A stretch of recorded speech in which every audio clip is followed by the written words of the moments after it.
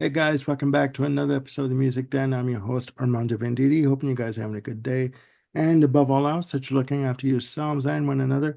Ladies and gentlemen, the gang is back for day four of Triple Play. Now, what Ken, Bill, and Jim and I have done have we have picked bands who we feel at one point, I guess, in several points in their career, but we've picked one point in their career that they've had a run of three albums that were pretty much great albums. Not perfect, but great albums. Um, so we have our list together and we're going to bring them to you for our picks for day number four. So as I look at my screen here, I'm going to go with Bill to give us his pick for day number four of Triple Play. All right, thank you, sir. Well, I'm going to go ahead and pick up where you left off in yesterday's episode. Okay. Very similar choice, but one album off. Uh, for those who didn't see yesterday's episode, spoiler, Armando picked Wish You Were Here, Animals on the Wall by Pink Floyd, which are all excellent albums. And many people would, of course, go Dark Side, Wish You Were Here, and The Wall, as Armando mentioned yesterday, and I couldn't argue with any of that because I think this whole virtually everything they did through the early 70s through the early 80s is brilliant for me. But I am going to leave Wish You Were Here out of discussion this time because I want to focus on a particular period in their career. Animals, The Wall, and The Final Cut. The Final Cut. Yes, Ooh. controversy. This is a Shots controversial. fired. We'll get there. Yeah, Everyone duck. I mean, yeah. Sadly, I don't have my props for Animals or the Wall. I cannot find my CDs. They've disappeared somewhere in this room. So I'm going to be tearing this place apart later, trying to figure out where they went to. That's beside the point. The point is to discuss this period of Pink Floyd. One of the reasons I picked this three is because this is kind of where Roger truly did take over with his concepts and it became less of a band. I mean, Animals is still there as a band, but not quite as much. Really, the band itself has been diminished, and Roger has clearly become the dominant figure, yes. despite the brilliant instrumental work on that album. It's still very clearly a Roger Waters piece. Um, yeah, Armando spoke of Animals quite well last time, so I'm not gonna belabor Animals. I'm going to move on to The Wall, and again, we've discussed ad infinitum here on The Wall, many episodes, many different reasons we've discussed it. It's brilliant. I agree also that it's a masterpiece, that it should not be trimmed at all. I think everything's there for a reason. Now we get into the final cut, though. Ah, Okay. yes, this album is known for being tuneless, which I completely disagree. Rick is gone, obviously, having been fired from the band by Roger. It clearly states on here a Requiem for the Post-War Dream by Roger Waters. Uh, Yes. that makes it clear what's happening. People have called it a Roger solo album, and that's fine. Um, but again, much like the post-Roger albums, technically it says Pink Floyd on the cover, so that's what I'm going with. And this is still a continuation of the band despite Rick's absence. Uh, this isn't like a rebirth as happened post Roger. This is kind of, I mean, truly, as the title says, the final cut for Pink Floyd in this form in its first initial run.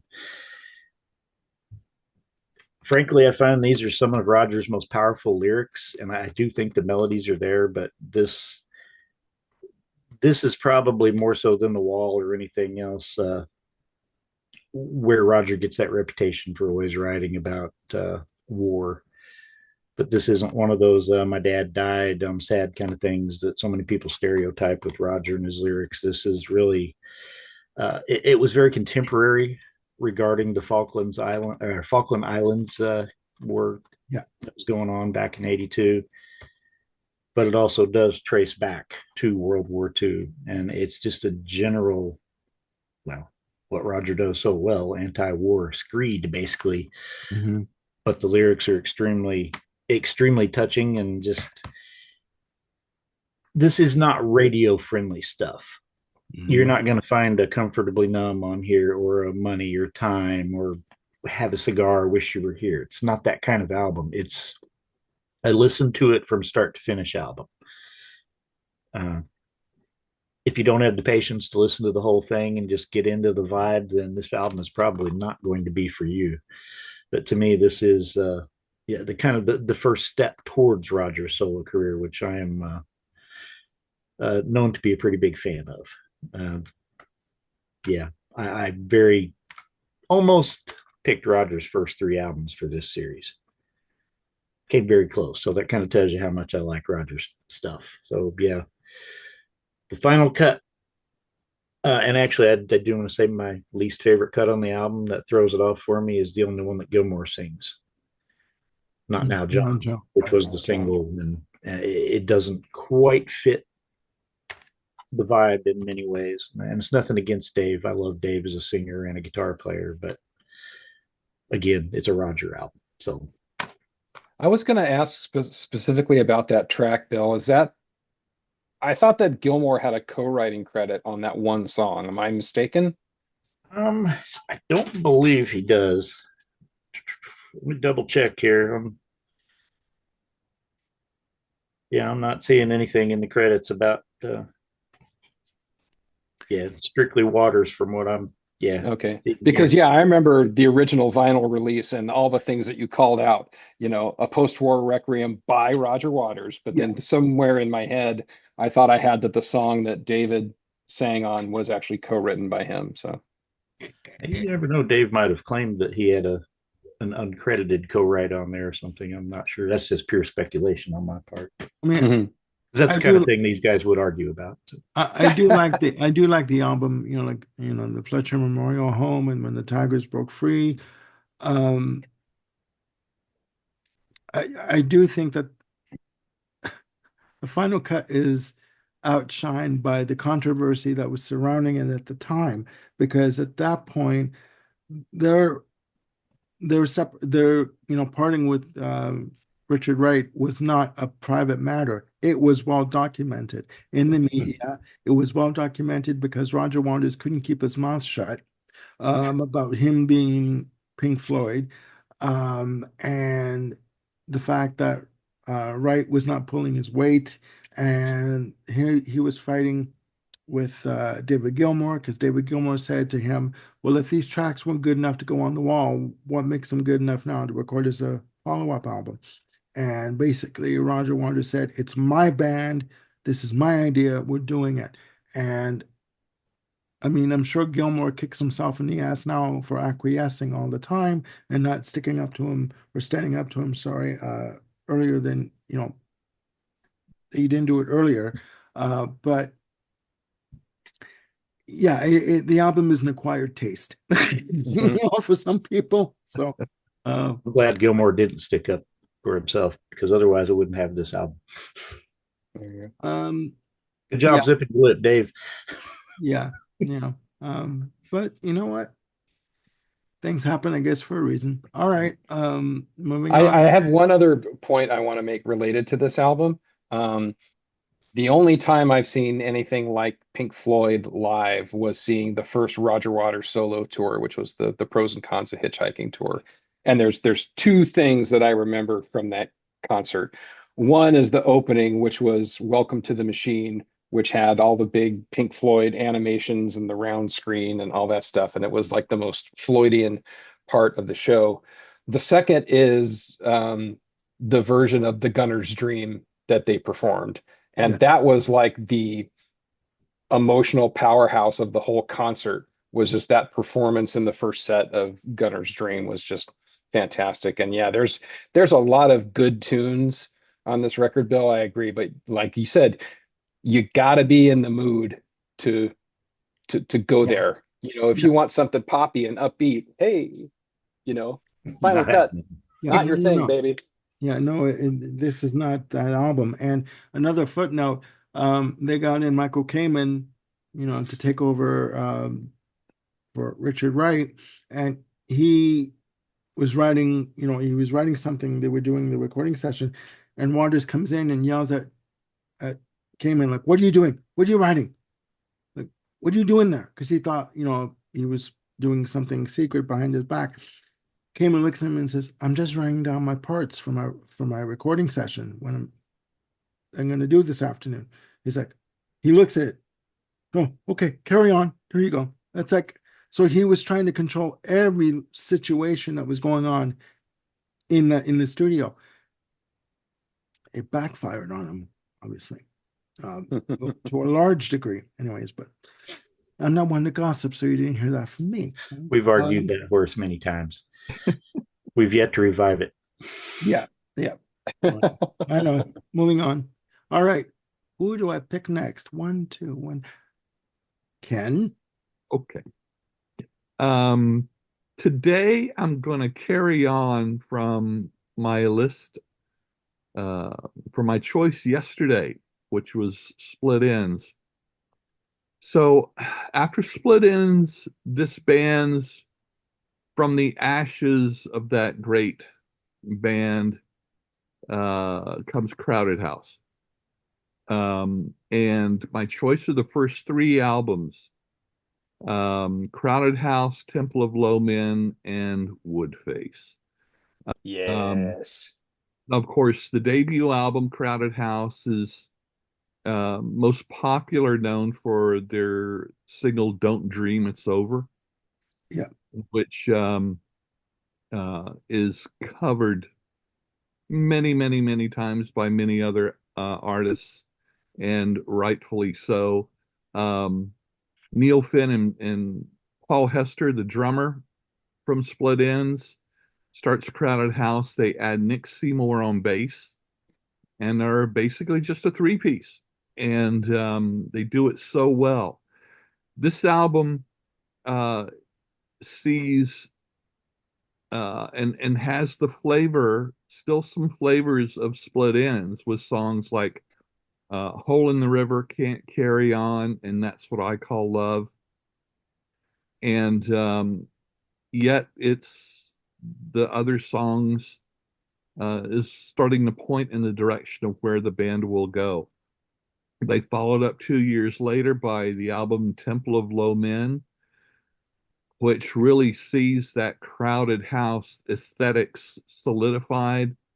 Fantastic songs: Into Temptation, Better Be Home Soon, When You Come. I mean, it's just amazing. And one of the things I love about Neil Finn's writing is he transcends the standard 2 and 3 chord um, format and form for the songs.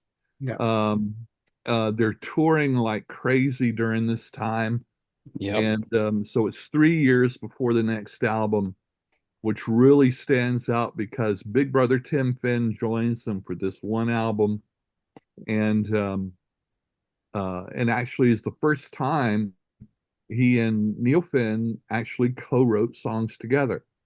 All the time before, they wrote individually. But one of the special things about Tim joining this album are the vocal harmonies. Yeah. Before then, there just weren't a lot of harmonies on the lead vocals, but there's so many on this album that after Tim left the band after this album, there were some songs that they just couldn't do live because they needed that harmony. They sang so well together that it's almost like the melody was just automatically 2 parts. You take one away and it just doesn't make sense anymore. So you've got It's Only Natural, Fall at Your Feet, Weather with You, Four Seasons in Songs. One Day. It's just a powerhouse of an album. Like I said, it's the only one that Tim Finn sang on, and it holds a special place in the catalog. And for many people, this was the last great album that Crowded House put out. And this is one of just a few choices on my list where we're talking about the 3 album run is the first 3 album of the artist. So yeah, Crowded House. Perfect choice. I should just make a quick mention for fans of the band and for people who want to check out what they're doing lately, check out Gravity Stairs. Please. Yep. Fantastic, laid back album, but beautifully done, beautifully crafted songs, coming at you from a different perspective. Just put it that way. Okay, I've been. And they're Yeah, touring all over the place too. So Yeah. they might be coming to your area wherever you are, yeah. Unless you're Ken. unless you're me. That's correct. I'm sad. I'm sad for you, brother. Meh. Okay, we must continue. Going on my screen as I see going down to the man of the hour. Jim, I know how much you love being called that. All right. Okay. I'm sensing a theme emerge with this episode, and it has to do with artists who are highly identified with the people who are hosting this show. So, Bill, I get your Roger Waters thing. Ken, get your Crowded House thing. With me, I think the obvious go-to is going to be Pat Metheny Group. So I'm jazzing it up a little bit here, guys. What's that face for, Mr. Cheshire? You'll see. Okay, all right. Continue. Lovely, So guys. Go You on. have the floor. I have the floor. Thank you. My 3 album run starts in 82 and ends in 84, and it's the killer trifecta of Off Ramp, Travels, and First Circle. Bill, are you on board yet on the Metheny train? Not yet. Not yet. Yeah. Okay. Time and too much going on in life to yeah. There you go. There you go. Well, let this be a starting point for you, sir. So, Pat Metheny, for folks who don't know, is a guitarist who's been working professionally since like 1973. So that would give him, a 50 odd year professional career. And he's normally found in the jazz section, but that's only because that's the only place that could possibly hold him. He very much sees himself as sort of a composer and a musician, and labels are bad. But I'm not really sure. I mean, you could put this in rock, but say, no, it's too jazzy for rock. Put it in jazz, and it's like, no, it's too, whatever, rockish or emo-ish or whatever. I picked these 3 albums because they're freaking awesome. Specifically, Off Ramp is the introduction of the synclavier guitar to Pat's recorded output, and boy, does he kind of do it with a bang. Whether you're talking about Baracole, Are You Going With Me, or the title track Off Ramp, Pat is taking the guitar to places that people didn't think existed, because oftentimes it's not sounding like a guitar. It's like, what's this trumpet sounding thing? Yeah. And that is where the sound gets introduced.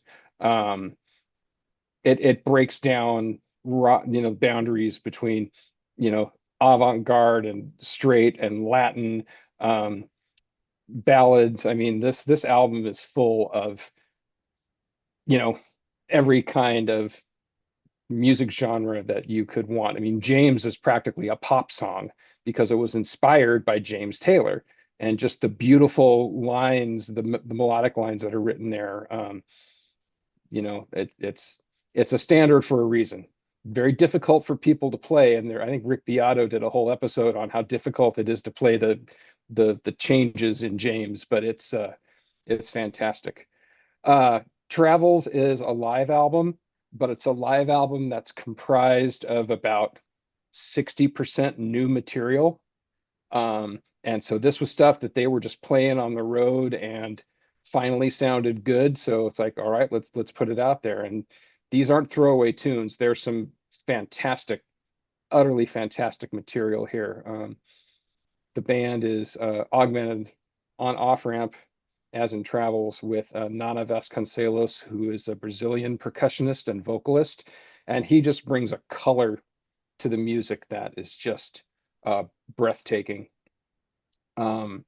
Travels probably has the definitive version of Are You Going With Me and San Lorenzo on it, and they bookend the album, and to say that they're the strongest tunes is an understatement. It's just fantastic. And Lyle Mays, the pianist and keyboardist who played with Pat, is definitely needs to get a mention because his work is just absolutely stellar, especially on First Circle, the third album here.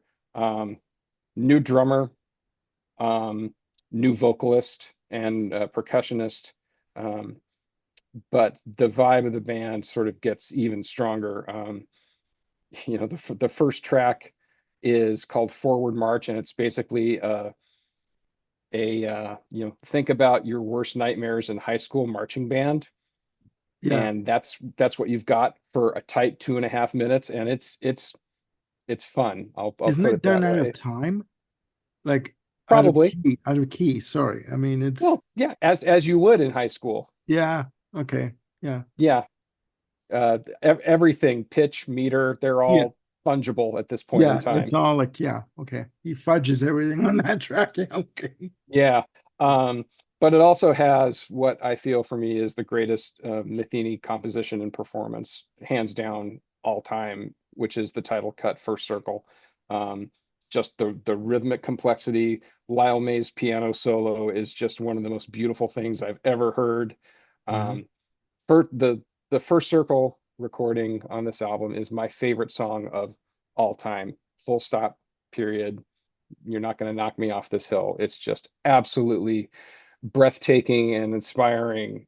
And every time I hear it, I just leave with a big smile on my face because I've just been on this journey that's been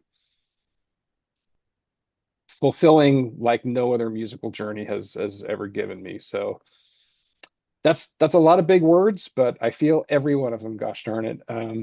All the other tunes on the record are nice as well, but First Circle to me is just in a special place all its own. Pat Metheny Group, that's my choice for day 4. Okay. All right. Good choice. Good choice. Ladies and gentlemen, my pick for day 4, going back into the rock realm with Led Zeppelin. We are going into the earlier part of the catalog. We're going to dive into Led Zeppelin 3, Untitled, and Houses of the Holy. I mean, Led Zeppelin 3, when it was released on October 5th of 70, I was only not even a month old at that point. Is considered, yes, I'm old, ladies and gentlemen, as Jim laughs at me, although he's older than me, so it's okay. This is true. Led Zeppelin 3, when it was released in 1970, was considered to be the lowest selling of the albums in terms of popularity because it was largely acoustic, but you cannot deny the fact that it has legs to it. I mean, Immigrant Song, Tales of Valhalla, Friends, which is very haunting to me.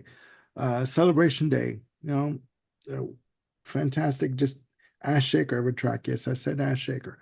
For Jim. There we go. And then you have the blues of Since I've Been Loving You, Out on the Tiles, which the Tea Party did a cover of that track on their latest album, beautifully done on Blood Moon Rising. Side 2, you have Gallows Pole, fantastic track. It just builds and builds and builds, and then the band comes in just beautifully. The use of banjo, etc., just amazing. Tangerine is another fantastic piece of work. Very heartfelt track. That's the Way, beautifully, beautifully done. I cry when I hear this song, just because of the arrangement of the track and the sentiment behind it. Brownie or Stomp, if that's the proper way to say that phrase, another folk-tinged track, and hats off to Roy Harper. fantastic way to end off the album. And then you go into Untitled. I mean, you know, Black Dog, Rock and Roll, Battle of Evermore. I mean, and Heart, as under the pseudonym The Love Mongers, did a fantastic version of Battle of Evermore when they covered this. Obviously, and Battle of Evermore featuring Sandy Denny on co-lead vocals on the choruses, just in the verses, sorry, and just amazing. Okay, everyone knows Stairway to Heaven. Okay, side two, Misty Mountain Hop, and then you have Four Sticks, which is simply fantastic. The fact that Bonham used two sticks in each hand for the drumming, and if you listen to the side project of Alex Lifeson, Victor, on the album, there's a track called Start Today featuring Lisa Del Bello on lead vocals. The arrangement of the track of Start Today is very reminiscent of Four Sticks. Just listen to it and you know what I'm talking about. This album, top to bottom, is simply fantastic. Going to California, another folk tinged track, and the heavy bombast of When the Levee Breaks, right? 2 years later comes out Houses of the Holy, released March 28th, 1973, and March 30th in the UK. Led Zeppelin at this point were white hot. They could do nothing wrong. It was released and it shipped platinum, I do believe, on release. 8 songs in total. The lead off track, the song remains the same, was originally going to be an instrumental, but they added lyrics on the I think on the bridge section it goes into. The Rain song, fantastic use of mellotron. The lead off single, Over the Hills and Far Away, just beautifully done. Just to backtrack, the Rain song has got to be one of the most poetic, beautifully put together pieces of music I've ever heard in my life. With the lyric, you know, it is the springtime of my loving, the second season I'm to know. I mean, when you lead off a song with a lyric like that, it's over. It's another mic drop. It is what it is. You know, the Crunge ends off side one, a little funky track there, a bit of an ode to James Brown on that track. Dancing Days starts off side two, which to me kind of reminds me of like summer coming. The warm weather's coming in, the days are getting, you know, daylight is getting longer, you know what I mean? And you're just enjoying an afternoon out or an evening out with your friends and just having a good time. Jamaica, the reggae infused track, fantastic. Just a fun song. There's really no, you know, message behind it. Okay. No Quarter, another, you know, close the door, put Epic. out the lights. You know what I mean? It's just beautiful. And it ends with the bombastic drumming of the ocean. Okay. Plant has said that Robert Plant has said that John Bonham had a lot of sex in his playing. Okay, take from that what you will. Just a master behind the drum kit, you know, and he could do no wrong. Okay. That is my pick for day 4. Now, these 3 albums for me represent Zeppelin, where they were just okay, they were having the success of Zeppelin 2. Zeppelin 3 didn't do so well at the start, but then they started to build again, and you know, the massive success with Untitled and with Houses of the Holy, you know, they just maintained that success. Okay. Now, there were many tracks that were recorded during 1972 for the release of this album, the title track being one of them, House of the Holy, which would eventually end up appearing on Physical Graffiti 2 years later. So, I mean, any of the albums in this in their catalog would be great, excuse me, starting points. But you know what? For me, these 3 are just fantastic. So that is my pick for day 4, Led Zeppelin. Perfect. Yeah. Houses of the Holy is probably my favorite. Zeppelin album, and the Rain song is very definitively my favorite Zeppelin song. I just listened to it last night, just deliberately. I saw it and had to hear it. It's gorgeous. It's just John Yeah. Paul Jones really did his some of his best work on that song. Hmm. Well, I mean, I would agree. Even the lyrics, I felt the coldness of my winter. I never thought it would go. I mean, like it's just like it's poetry, on a certain level when you listen to it. And the arrangement of the track is just beautifully done. And I love the third album. I love Led Zeppelin 3. And part of the reason now is because so many of those songs were used so wonderfully in the film Almost Famous. I was thinking about that. Yes. Which of course, several of the scenes and storylines in the film, with this fictional band was actually taken from Cameron Crowe's experience of traveling with Led Zeppelin. So, Yeah, lots of wonderful background, and those songs are used so well. yeah. And a little side note on the release um of um of House of the Holy, they were just starting the American leg of the tour Yeah. for that album, and Jimmy Page got a call from Peter Grant, or from the record company, sorry, and he hangs up the phone, he turns around, and he says, "Well, we have another #1 album." And who's in the room? Cameron Crowe, That's right. to do the Hmm. interview.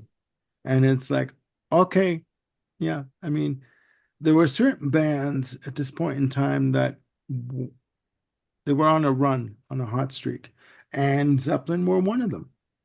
Yep. You know, um, so there you have it, guys. Day 4 of Triple Play. Our picks of bands that have a run of 3 albums that we think are great. So please put down the comments below what your pick is for day 4. And please click like and subscribe and hit the notification bell to keep yourselves on top of any new content I've got coming up. And we will see you soon with episode 5 of Triple Play. Take care. Have a good day. Bye for now.